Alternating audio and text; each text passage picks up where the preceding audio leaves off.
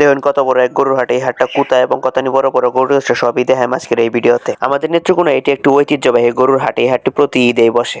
আজকে বের হয়েছিলাম একটু ঘুরতে। দেখুন আকাশের অবস্থা প্রচুর খারাপ। আকাশে কালো মেঘ জমে রয়েছে, যে কোনো সময় বৃষ্টি নামতে পারে। যে ভাবনা সেই কাজ। ভাবতে ভাবতে হঠাৎ করে বৃষ্টি নামে পড়ছে। পরে গিয়ে বইছে একটা দোকানের মধ্যে, যে সময়টা তো পাস করা লাগবে। বৈশা থেকে মোবাইল টিপতেছিলাম যে কখন বৃষ্টিটা থামবে আর আমরা বেরো। ভাবতাছি আমার বন্ধু রোজন লই আইছে একটা চাই খাওয়াই। বইয়ে থেকে আমরা দুজনে মিলে চা খাইতেছিলাম। ভাবতাছি বৃষ্টিটা থামলে বের হয়ে গরু দেওয়ানের লাগে। কিছুক্ষণ বইয়ে তারপর হরে দিয়ে বৃষ্টিটা কমছে। হরে বাইরে এসে কইছি দিকে আগে আগে গরুটি কতলে গরু উঠছে। হরে বাজারটা তাই ঢুকছে গাড়িটা লই আর কইছি হ্যাঁ কইছি ভিডিও করতে বইয়ে থেকে। এই বাজারটা হইছে আমরা নেত্রকোনা শহর থেকে একটু ভিতরে কুমরি নামে পরিচিত। এই কুমরি বাজারই কয় এটার। এটার মধ্যে প্রত্যেক কুরবানি ঈদের মধ্যে গরু উঠে। প্রত্যেক কুরবানি ঈদে গরুর বাজার বয় এটার মধ্যে। এটা একটা অনেক বড় একটা বাজার। এটার মধ্যে প্রত্যেক কুরবানি ঈদে অনেক গরু উঠে, বড় বড় গরু উঠে। এটার মধ্যে অনেক ক্রয় বিক্রেতা এটার মধ্যে আয় উপস্থিত হয়। অনেকজনে গরু কিনে নিয়ে বাজার থেকে আয়। এদের আশেপাশের মানুষ এই অপেক্ষায় থাকে এই বাজার থেকে গরু কিনে নেওয়ার লাগে। দূরাত যায় না সবাই, এন থেকে গরু কিনে নেয়। আমরা যে সময়টার মধ্যে গেছিলাম এই সময় দেখছি অর্ধেক গরু লয়ে আইছে। হরে রাস্তা দেওয়ানোর সময় দেখছি মাইসে আরো অনেক গরু লয়ে আইতেছে। পিক আপ দিয়ে আইটে আইটে লয়ে অনেক গরু লয়ে আইতেছে। আর কুরবানি ঈদের আগে আগে গরুর বাজার দিকে ঘুরলে ভালাই লাগে। গরুর বাজারের মধ্যে ঘুরলে অনেক গরু দেওয়া যায়, অনেক বড় বড় গরু দিলে আমার মজাই লাগে।